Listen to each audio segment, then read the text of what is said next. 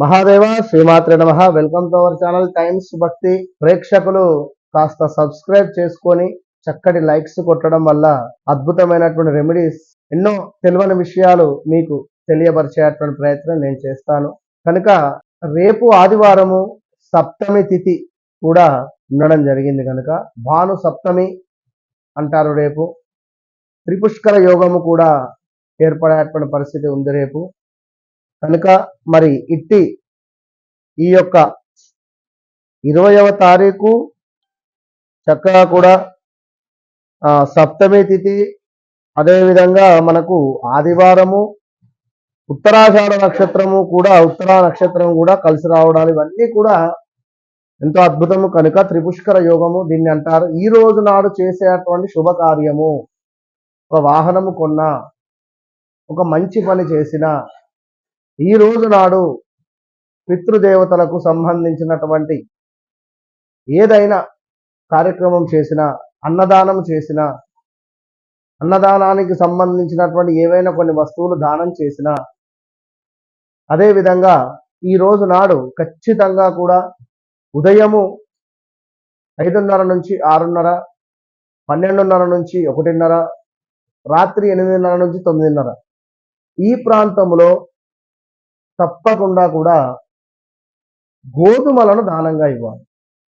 అదేవిధంగా విష్ణుమూర్తికి సంబంధించినటువంటి దేవాలయాలకు వెళ్ళి స్వామి దర్శనం చేసుకోండి. ఈ రోజు నాడు ఖచ్చితంగా విష్ణు సహస్రనామ పారాయణం చేయండి. ఈ రోజు నాడు ఎవరైతే జాతకరీత్యా సూర్య భగవాను యొక్క అనుగ్రహం పొందాలి అని చెప్పి అనుకుంటారో, ఎవరికైతే జాతకరీత్యా గవర్నమెంట్ ఉద్యోగం పొందాలి అని అనుకుంటారో, ఎవరైతే పితృదేవతల యొక్క శాపముతో బాధపడుతూ ఉన్నారో, ఎవరైతే పితృదేవతలకు సంబంధించి పితృదోషం ఉంది, మాకు పలానా దగ్గరికి వెళ్ళి ఈ పూజ చేయాలి, పలానా వద్ద నారాయణ నాగబలి పూజ చేయాలి అనేటువంటి మాటలు ఏవి మాకు అంతటి స్తోమత లేదు అని అనుకునేటువంటి వారు తప్పకుండా ఈ రోజు నాడు ఒక దగ్గరలో ఉండేటువంటి నదీ స్నానాన్ని ఆచరించండి. లేదా ఇంట్లోనే తూర్పు వైపు ఒక పీటను ఏర్పాటు చేసి, ఆ పీటకు చక్కగా కూడా పసుపు రాసి, ఒక కంకణం కట్టి, ఒక రాగి బిందె లేదా ఒక స్టీల్ బిందె తీసుకొని చక్కగా కూడా దానికి కూడా పసుపు రాసి గంధంతో అలంకరణ చేసి, అందులో చక్కటి నీరును పోసుకొని కొంత గంగాజలాన్ని యాడ్ చేసేసి, అందులో మామిడి ఆకులను వేసి, పచ్చి భాగం పక్కన వేసి, కొంత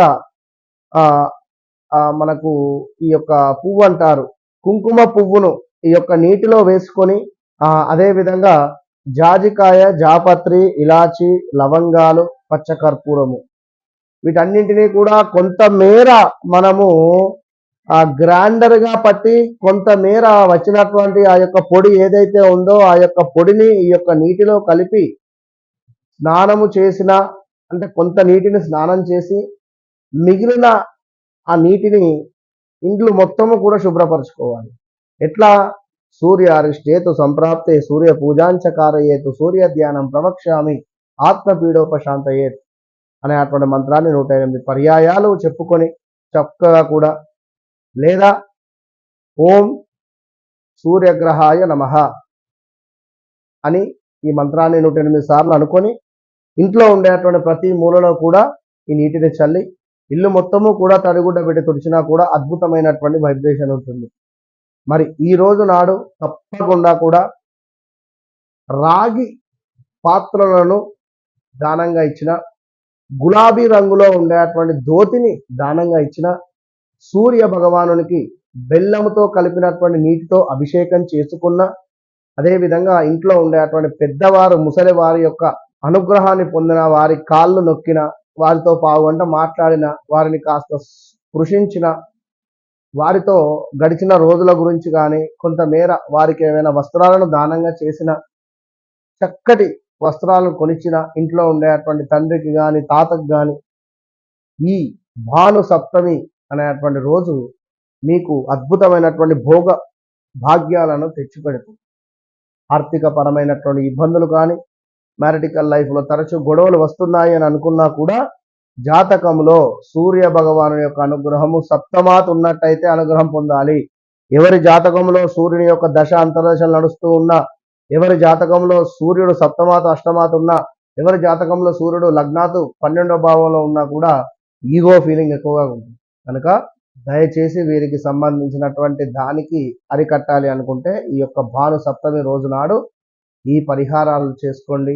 ఇంకను తప్పకుండా కూడా దగ్గరలో ఉండేటువంటి ఏదైనా దేవాలయాల్లో కాస్త బెల్లముతో కలిపినటువంటి అన్నాన్ని, అంటే బెల్లపన్నము అంటారు, అంటే మనము ఇక్కడ అమ్మవారికి ప్రీతి మనకు పరమాన్నంగా చెప్తారు. బెల్లం అన్నం కలిపింది చక్కగా కూడా ఇలాచీలు వేసి అమ్మవారికి నివేదన చేయండి. దీనివల్ల తప్పకుండా లక్ష్మీదేవి ఆరాధన వల్ల కూడా మంచి ఫలితం ఉంటుంది. సో భాను సప్తమి ఎంతో అద్భుతాలను తెచ్చిపెట్టే అటువంటి రోజు. అందరూ కూడా వినియోగించుకోండి. All the best.